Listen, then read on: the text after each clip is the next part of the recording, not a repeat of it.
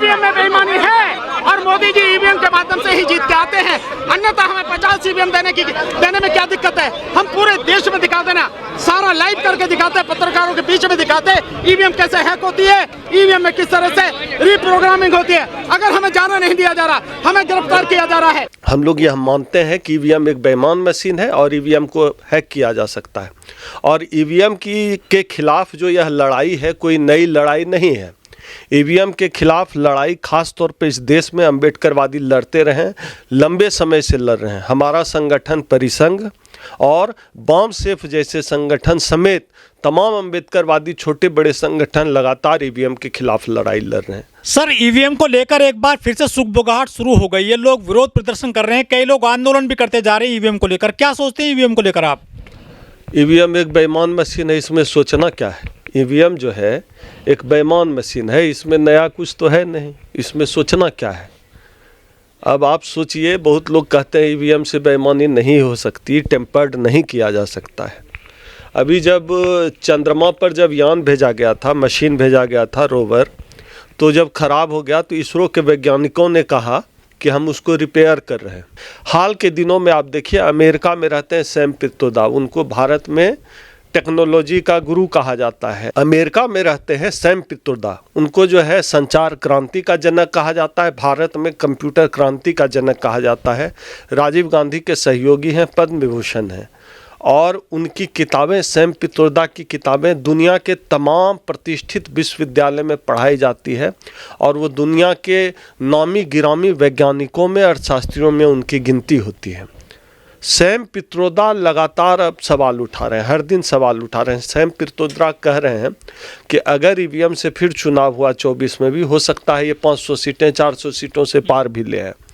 तो सैम पित्रोदा की आशंका जो है गलत नहीं है। सैम पित्रोदा कांग्रेस ओवरसीज के जो है अध्यक्ष हैं, तो मुझे लगता है कि अभी तक ये जो राजनीतिक सवाल ठीक से नहीं बन पाया था, सैम पित्रोदा का हस्तक्षेप होने से अब भारत में ईवीएम के इस्तेमाल का सवाल ग्लोबल सवाल बन गया है। पूरी दुनिया में यह सवाल उठाया जा रहा है। हाल के दिनों में चूँकि 2 बार का कार्यकाल जो भाजपा और आरएसएस का रहा है, वह एंटी दलित पिछड़ा रहा है, और इस सरकार में संविधान पर हमले बढ़ गए हैं, एंटी कॉन्स्टिट्यूशनल सरकार है। और लगातार देखा जा रहा है, अखबार में देख रहे हैं, सोशल मीडिया पे हम लोग लगातार देख रहे हैं कि ऐसे कई मामले आ रहे हैं जिसमें कि उम्मीदवार कहता है कि उनको उनकी पत्नी ने भी वोट न दिया हो, अलग बात है, लेकिन उनका अपना वोट तो उनको मिलना चाहिए, उनका वोट भी गायब है। कई जगह से ईवीएम के गायब होने की सूचनाएं मिलती है। आधिकारिक रूप से कई हजार ईवीएम बॉक्स गायब करने की बात खुद चुनाव आयोग कबूल कर चुका है। तो आखिर समझ में ये बात नहीं आती कि भाजपा के लोग ही ईवीएम के पक्ष में क्यों खड़े हैं। कहीं इसको इस तरह तो नहीं देखा जाए कि चोर की दाढ़ी में तिनका है। लेकिन सर, कुछ लोग ये कहते हैं कि ईवीएम पे जो आरोप लगाते हैं वो उनकी हार की बौखलाहट होती है। नहीं, हार की बौखलाहट का क्या मतलब है? हमने कौन सा चुनाव लड़ा है? बॉम्ब सेफ ईवीएम के खिलाफ लड़ रहा है, कौन सा चुनाव लड़ रहा है? परिसंघ कौन सा चुनाव लड़ रहा है? हम जैसे लोग कौन सा चुनाव लड़ रहे हैं? ये कहने की बात है। सच्चाई ये है कि ईवीएम एक बेईमान मशीन है, और जिन लोगों को ईवीएम की बेईमानी से फ़ायदा हो रहा है वो लोग ईवीएम के पक्ष में खड़े हैं। जो लोग एक स्वच्छ और स्वतंत्र जनतंत्र चाहते हैं, जहाँ की जनतंत्र में लोगों का विश्वास हो, लोगों पे यकीन हो, वो लोग आज भी ईवीएम के खिलाफ थे, कल भी ईवीएम के खिलाफ हैं। हम लोग तो बहुत पिछड़े हुए देश हैं भारत। जो देश विकसित हैं, जिन देशों ने काफ़ी तरक्की कर ली है, जिन देशों में विज्ञान और टेक्नोलॉजी काफ़ी उभार पे है, जिन देशों में ईवीएम बना, जिन देशों में ईवीएम की शुरुआत हुई, वो सब देश जो है ईवीएम को जो है बैन कर दिया। वहाँ बैलेट पेपर से चुनाव होता है। तो जिस बैलेट पेपर से, जिस चुनाव प्रक्रिया से इस देश के 1.25 अरब लोगों की किस्मत तय होती है, उनका भाग्य तय होता है, वो इस अविश्वसनीय हो, यह स्वस्थ लोकतंत्र के लिए ठीक नहीं है। आप बताइए कितना दुर्भाग्यपूर्ण है कि हम चुनाव में वोट देते हैं, हम अपना कितना दुर्भाग्यपूर्ण है कि हम चुनाव में वोट देते हैं, अपना भाग्य विधाता तय करते हैं जिस वोट से, लेकिन हम देख नहीं पाते हैं कि जो है हमने किसको वोट दिया। 7 सेकंड के लिए बस फ्लैश होता है और हमको इस बात का यकीन नहीं है कि अगर हमने लालटेन छाप पर वोट दिया है तो वोट लालटेन में ही गया है। तो मुझे लगता है कि यह मेरा मौलिक अधिकार है, संवैधानिक अधिकार है कि मैंने अगर वोट दिया है तो मैं अस्वस्थ रहूं, सरकार मुझे अस्वस्थ करे, चुनाव आयोग मुझे अस्वस्थ करे कि मैंने जिस व्यक्ति को वोट दिया, जिस उम्मीदवार को वोट दिया, जिस राजनीतिक दल को वोट किया है, वो वोट उसी को गया है। तो ये बात जो है पता रहनी चाहिए। लेकिन सर हमारे देश में ईवीएम पर जो सवाल निशान लगा रहे हैं वो सिर्फ दलित हैं, बहुजन हैं, जो इंटेलेक्चुअल हैं, जो चिंतक हैं। इसके अलावा जो अपर कास्ट के लोग हैं, जो दूसरे धर्म के लोग हैं या फिर दूसरी जातियों के लोग हैं, सवर्ण जातियों के लोग हैं, वो ईवीएम पे कोई भी सवाल निशान नहीं लगा रहे हैं आपके अलावा।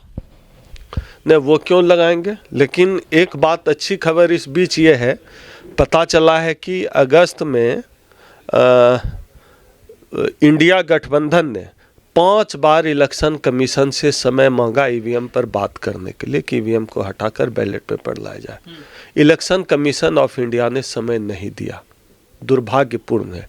इसको मैं कहता हूँ चोर की दाढ़ी में तिनका। और ये अच्छा संकेत है कि विपक्ष जो है ईवीएम को लेकर गंभीर है।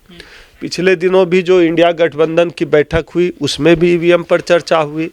ईवीएम पर दिग्विजय सिंह लगातार सवाल उठा रहे हैं, डॉक्टर उदित राज सवाल उठा रहे हैं, सैम पित्रोदा सवाल उठा रहे हैं। इसका मतलब है कि ईवीएम की बेईमानी पर सरकार को ईवीएम की बेईमानी से फ़ायदा हो रहा है।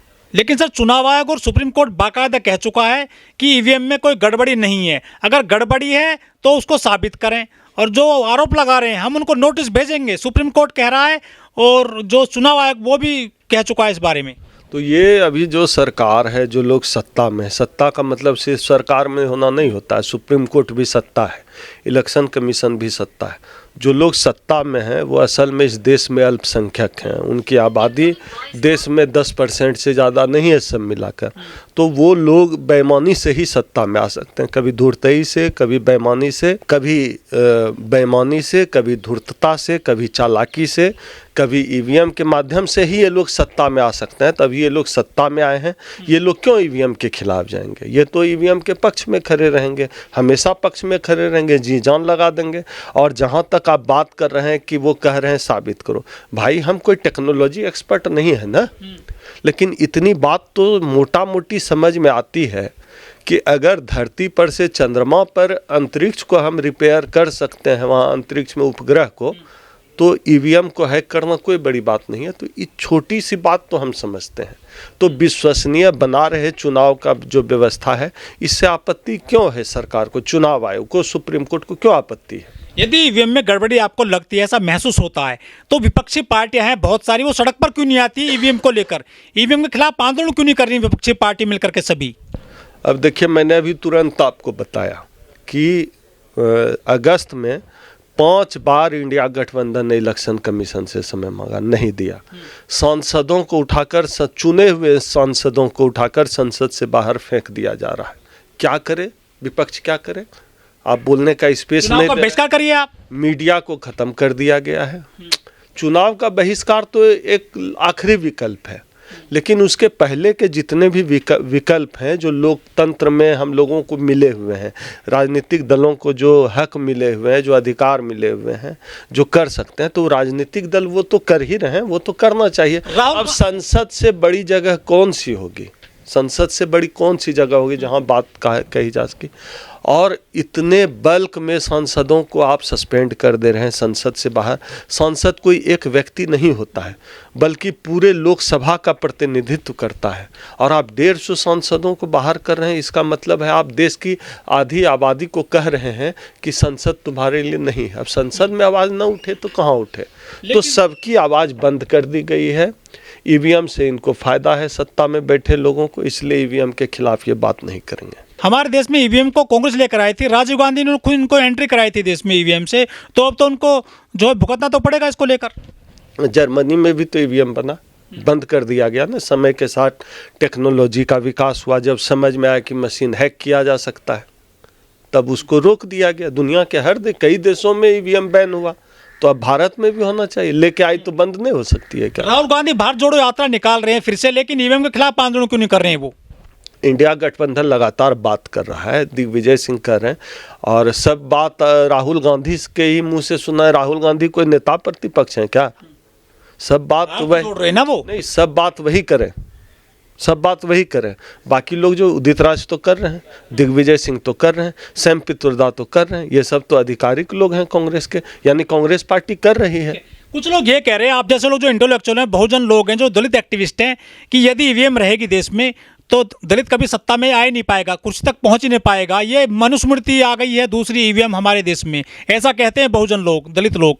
नहीं तो ये तो सही बात है। ईवीएम जो है मनुस्मृति के स्थापना के लिए है, और ईवीएम के खिलाफ एक बड़ी लड़ाई के लिए हम सबको तैयार रहना चाहिए। अब इस देश में जनता बनाम सत्ता की लड़ाई है, विपक्ष को मैं मानता ही नहीं हुआ। सत्ता बनाम जनता की लड़ाई इस देश में रह गई है, और 2024 में अगर जनता एक पक्ष की तरह नहीं लड़ती है इस मनुवादी शासन व्यवस्था से, ये जो मनुवादी टूल है इनका ईवीएम, इससे नहीं लड़ती है, जनता इसका बहिष्कार नहीं करती है, तो देश से जनतंत्र लगभग पूरी तरह खत्म। पार्टी क्यों नहीं आ रही है? जिनके सांसद बनते हैं, विधायक बनते हैं, पार्षद बनते हैं, वो क्यों नहीं आ रहे हैं खुलकर के सड़क पर? पार्टी के जो अध्यक्ष हैं, प्रेसिडेंट हैं, उपाध्यक्ष हैं। अभी तो मैंने तुरंत आपको कहा कि 5 बार समय मांगा, अब कैसे होता है? समय तो मांगा, लोकसभा में बोलने। क्यों नहीं आ रहे वो? राजनीतिक दलों का अपना काम करने का तरीका, वो अपने तरीके से कर रहे हैं काम, हम लोग अपने तरीके से कर रहे हैं, सब अपने तरीके से काम कर रहा है। तो ईवीएम बेईमान मशीन है, ईवीएम के खिलाफ बड़ी लड़ाई के लिए जनता को तैयार होना पड़ेगा। और हम अम्बेडकरवादियों की खास तौर पे ज़्यादा जिम्मेदारी है, क्योंकि हम लोग बाबा साहब डॉक्टर अम्बेडकर के संविधान को मानते हैं। तो संविधान को अक्षुण्ण रखना है, संविधान को जिंदा रखना है, बाबा साहब किए दिए हुए लोकतंत्र को जिंदा रखना है। ईवीएम को उखाड़ फेंकना होगा, और कोई चारा नहीं है।